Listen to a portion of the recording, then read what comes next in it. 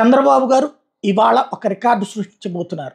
ఏంటది అంటే, ఒక రాష్ట్రానికి సంబంధించినటువంటి ముఖ్యమంత్రి పెన్షన్ తీసుకునే వారి ఇంటికి వెళ్ళి పెన్షన్ ఇవ్వబోతూ ఉండటం అన్నటువంటిది. సరే, పెన్షన్ ఇవ్వడం అన్నటువంటిది గతంలోనే ఒకప్పుడు కార్యాలయాల దగ్గరికి వెళ్ళి తీసుకునేటటువంటి దశ నుండి ఇళ్ల దగ్గరికి వెళ్ళి ఇచ్చేటటువంటి పరిస్థితి వాలంటీర్ల ద్వారా గతంలో జరిగింది. ఈ దఫా సచివాలయ సిబ్బంది ద్వారా ఇస్తున్నారు. అదే కాకుండా తాడేపల్లి మండలం పెనుమాకలో అంటే ఈ దఫా నాయకులందరినీ పార్టిసిపేట్ చేయమన్నారు చంద్రబాబు. అలాగే ప్రతి చోట కూడా ప్రజాప్రతినిధులు పార్టిసిపేట్ చేస్తున్నారు.